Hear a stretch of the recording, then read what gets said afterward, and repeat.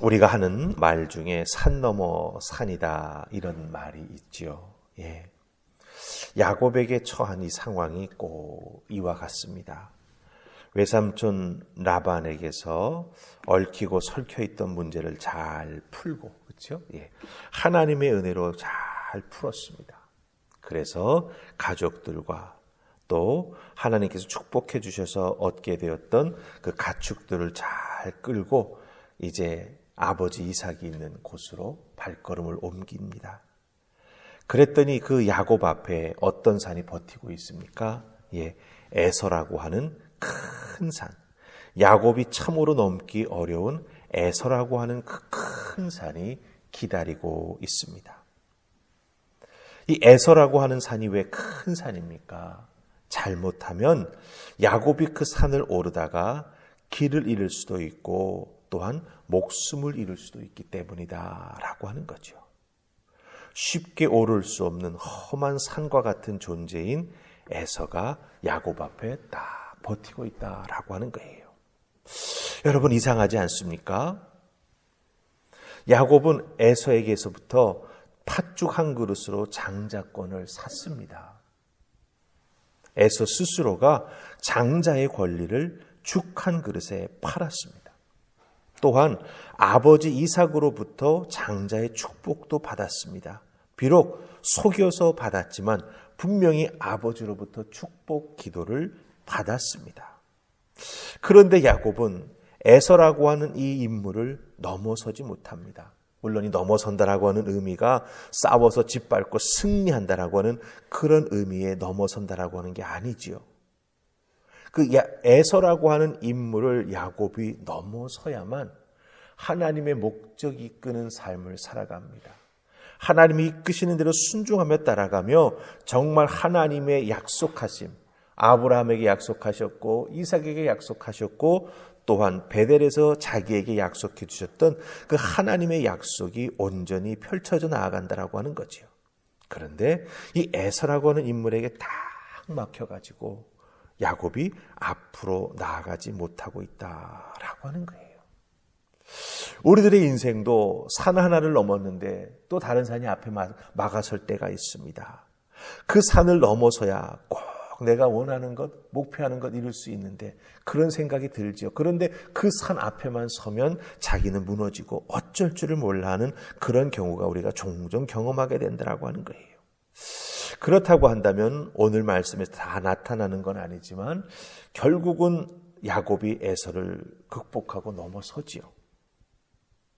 그 과정을 우리가 믿음의 눈으로 잘 살핀다면 우리들도 첩첩산중과 같은 산 넘어 산과 같은 상황에 처하게 됐을 때 믿음의 사람으로서 어떻게 넘어설 수 있는지, 그렇죠? 그 귀한 말씀을 통해서 우리가 인사이트, 좀 하나님께서 허락해 주시는 귀한 은혜를 발견할 수 있다라고 하는 것입니다. 그래서 주신 말씀에 집중하면서 야곱이 어떻게 자기의 형 에서를 넘어설 수 있는가 우리 함께 살피면서 은혜 나눌 수 있기 원합니다. 자, 먼저 오늘 순서를 좀 바꿔서 볼 텐데요. 먼저 우리 7절 말씀 보십시다. 32장의 7절 말씀을 먼저 보고 그 다음에 앞에 있는 말씀을 보십시다. 자, 우리 7절 같이 읽습니다. 시작. 야곱이 심히 두렵고 답답하여 자기와 함께한 동행자와 양과 소와 낙타를 두 떼로 나누고. 아멘. 자, 7절 말씀 보니까 야곱이 심히 두렵고 답답해한다라고 말합니다. 즉 사신을 앞서 보내서 에서의 마음을 달래려고 했는데 그게 잘 안 됐어요. 오히려 에서가 자기가 오고 있다라고 하는 걸 알고 400명의 사람을 끌고 자기를 만나려고 온다라고 하는 소리를 듣게 됩니다. 그러니 어떻습니까? 심히 두렵고 답답함이 야곱에게 가득했다라고 하는 거예요. 특별히 여러분, 이 두렵다라고 하는 표현이 있죠. 두렵다. 이 두렵다라고 하는 표현이 갖고 있는 성경적인 의미는 뭐냐 하면 생명을 위협하는 적을 만났을 때 느끼는 감정입니다. 하나님을 만나서 두렵다라고 하는 그런 의미가 아니에요. 내 생명을 위협하는 내 인생의 큰 적을 만났을 때 느끼는 감정이 바로 이 두렵다라고 하는 표현입니다. 거기에 심이라고 하는 단어가 붙었으니 심이 두렵다라고 말하고 있으니 얼마나 야곱이 느끼는 두려움이 큰지, 그 심리적 압박이 큰지, 그렇죠? 에서가 그렇게 크게 다가오는 것을 우리가 여기서 알 수 있다라고 하는 것이죠. 에서는 야곱보다 아주 액티브한 사람입니다. 사냥을 잘합니다. 들판의 사람입니다. 그래서 강인합니다. 또한 성격마저도 불같습니다. 그것에 비해서 야곱은 전혀 그렇지 못하죠. 들판을 달리는 것보다는 집에 있는 것을 좋아했습니다. 그렇기 때문에 형 에서 앞에서는 야곱은 늘 작은 존재에 불과했었습니다. 그래서 그런지 형 에서가 400명의 사람, 군대를 의미하겠지요. 싸울 수 있는 사람을 의미한다라고 야곱은 직감했을 것입니다. 그러기에 답답함을 아주 심히 느끼고 있다라고 하는 거예요.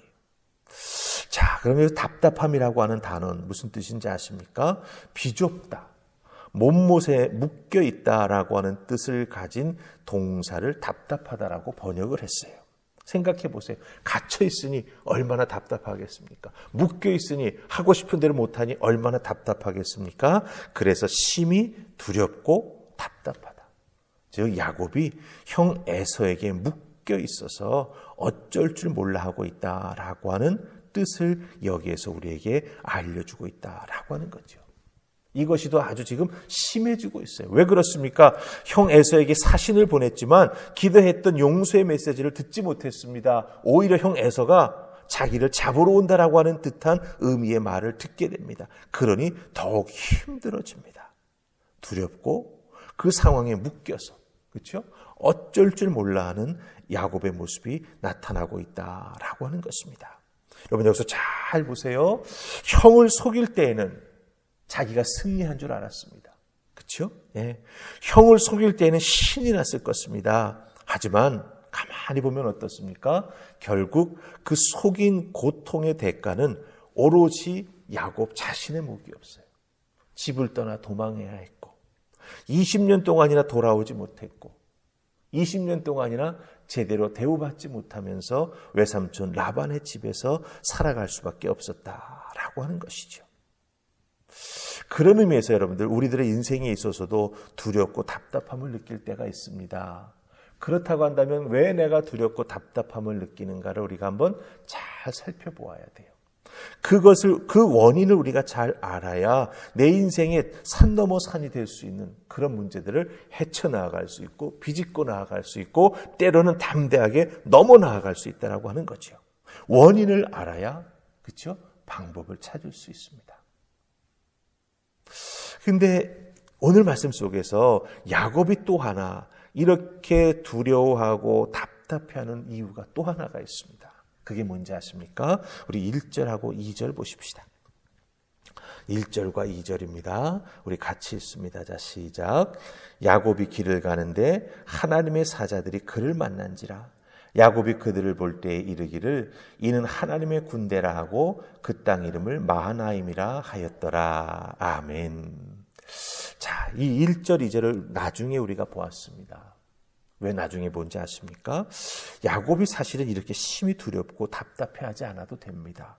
왜? 하나님의 군대가 야곱을 만나 주었기 때문에. 아버지 이삭이 있는 고향으로 돌아가면 필연적으로 에서를 만날 수밖에 없습니다. 그런데 그 에서와의 만남 전에 야곱은 하나님의 사자들을 만납니다. 여러분, 야곱의 그 가나안 땅을 떠나서 하란으로 도망가는 과정을 잘 보세요. 야곱이 가나안을 떠나 하란으로 갈 때 창세기 28장에서 여러분 야곱은 누굴 만납니까? 하나님을 만납니다. 그렇죠? 그런데 가나안 땅에 들어서면서 즉 하란 땅에서 다시 가나안 땅으로 돌아오면서 가나안 땅으로 들어서면서 누구를 만납니까? 예, 하나님의 군대를 만납니다. 떠날 때 만난 하나님, 그 장소를 베델로 불렀습니다. 돌아오면서 만난 하나님의 군대, 그 장소를 뭐라고 부릅니까? 마하나임. 하나님이 군대로 나와 함께 하신다라고 하는 뜻이지 않습니까? 하나님의 군대가 야곱을 돕고 지킨다라고 하는 것이지요. 그렇다고 한다면 이 하나님의 도움을 확신하면서 에서를 만나기 위해서 한 걸음 한 걸음 나아가야 합니다. 그런데 야곱은 두려워합니다. 두려워하지 말아야 할 때 야곱은 두려워했어요. 그런데 거기다가 에서의 군대라고 하는 소리를 들으니 더 두려워할 수밖에 없지요. 그런 의미에서 여러분들, 이 모습을 우리가 잘 살펴보면 하나님께서 만나주시면서 이 하나님의 군대를 보여주신 이유가 무엇이겠습니까? 에서를 때려부신다? 그런 의미가 아니지요. 야곱이 에서에 대한 두려움을 극복하면서 만나서 진정으로 용서를 구하고 화해하여 그 관계를 온전히 회복하기를 바랐으면서 내가 너와 함께하고 있다. 내가 너를 지켜주고 있다.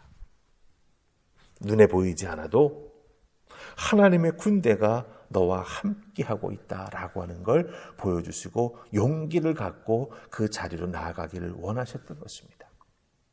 베델의 하나님, 마하나임의 하나님, 그렇죠? 하나님만 의지하고 나아가기를 바랐던 것이죠. 그때 회복이 열리게 되는 것이고, 그때 야곱이 에서를 넘어서서 하나님의 목적이 이끄시는 삶으로 온전히 들어갈 수 있다라고 하는 거예요. 근데 아직은 야곱이 이런 부분을 믿음의 눈으로 참 헤아려 나아가는 것이 참 부족한 걸 보게 됩니다.